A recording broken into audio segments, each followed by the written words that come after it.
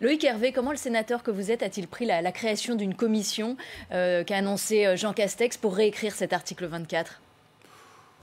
Avec beaucoup d'interrogations sur la manière dont le Premier ministre considère l'application de la Constitution du 4 octobre 58, où le Parlement vote la loi. Le Parlement, c'est l'Assemblée nationale et c'est le Sénat. Et donc j'ai été très surpris de cette annonce. Alors certes, on est dans une crise politique, le monde des journalistes, plusieurs manifestations importantes dans le pays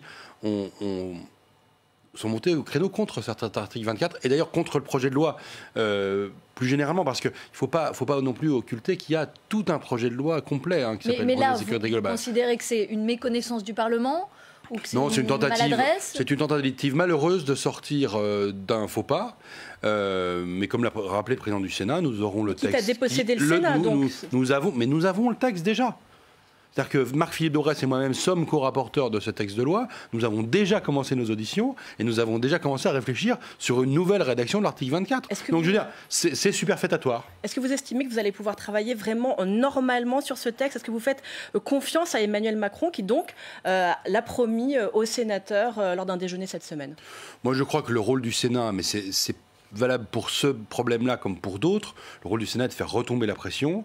Donc j'entends ce que le président de la République a pu dire au président du Sénat et au président de groupe qu'il a réuni mercredi. Maintenant, on est au travail et on va faire en sorte de manière sereine d'aborder ce texte de loi dans son ensemble, l'article 24 en particulier. Donc que vous allez aborder, vous, cette proposition de loi au mois de janvier, et la commission des lois de l'Assemblée nationale a dit qu'elle se donnait 15 jours, elle, pour réécrire l'article 24. Ça veut dire que vous pensez que ça va arriver par amendement gouvernemental lors de l'examen au Sénat ? Vous voyez les choses arriver comment ? Non, mais que tout le monde puisse contribuer à ce débat, c'est magnifique. Je veux dire, le Sénat tient la plume.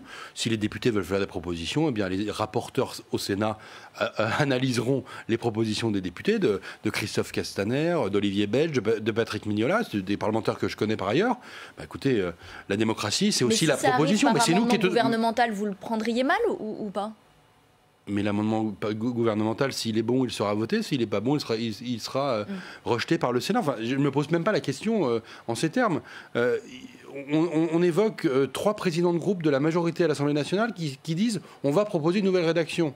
Donc si la nouvelle rédaction des 3 groupes de la majorité parlementaire arrive par voie gouvernementale, alors là, il y a un autre problème institutionnel. C'est-à-dire que, pour le coup, c'est un mélange des genres qui continuerait.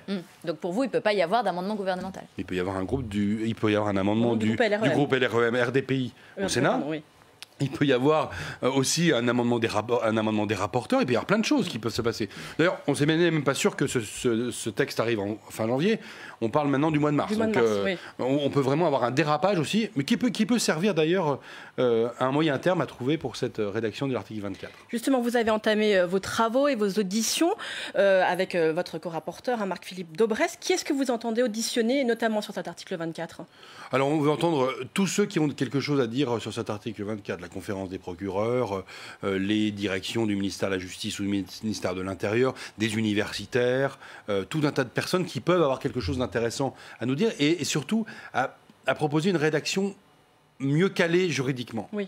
Qu'est-ce qui pose problème pour vous aujourd'hui de façon claire ? D'abord, est-ce que l'article est utile ? Est-ce que l'article protège tout le monde ? On parle des gendarmes et des policiers. Est-ce que demain, un instituteur, un élu local, un magistrat sera de la même manière protégé par cet article ? Est-ce qu'il est au bon endroit ? Est-ce qu'il faut toucher à la loi de 1880 ou est-ce qu'il faut le mettre en dur dans le code pénal ?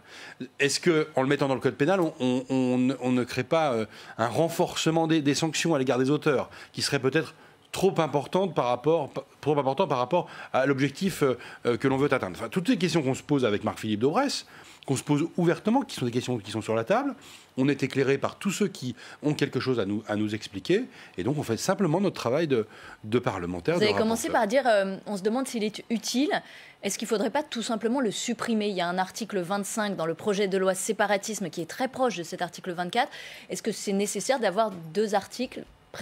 La question se pose exactement dans les termes que vous évoquez, car effectivement, il y a une polarisation sur cet article 24 qui était une modification de la loi de 1881 sur la liberté de la presse, et qu'on peut se poser la question de savoir si le droit positif actuel, pénal, ne répond pas en tout ou partie à la question. Et si ça n'est que partiel, à ce moment-là, il faut envisager peut-être de renforcer l'arsenal pénal de manière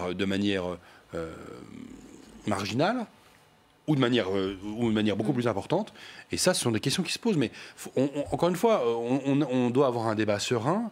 Et avec Marc-Philippe Daubresse, nous avons un débat serein avec nos interlocuteurs. Juste d'autant que le projet de loi sur le séparatisme doit vraisemblablement être examiné avant la deuxième lecture, avant votre lecture de l'article 24 de la proposition de loi sécurité globale. Est-ce que ça serait mieux pour vous? Ça, nous n'en savons rien. Mais d'abord, ce texte de sécurité globale est une proposition de loi. Donc il vient de nos collègues députés, et non pas du gouvernement.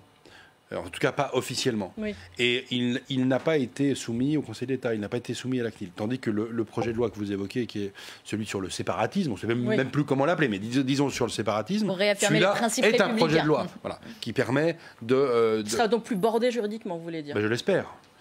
Donc nous, ici, on ne fait pas de la poésie, on fait du droit. Donc l'important, c'est d'avoir des textes qui soient applicables par les magistrats sur le terrain et que la loi soit intelligible, qu'elle soit compréhensible par les Français. Donc ça, ce sont des éléments qui sont extrêmement importants. Donc effectivement, on aura peut-être une perturbation du débat du texte séparatisme à l'Assemblée quand le texte sécurité globale ne sera pas encore étudié par le Sénat. Donc il faudra qu'on voit ça dans les semaines qui viennent. Allez, on poursuit cette émission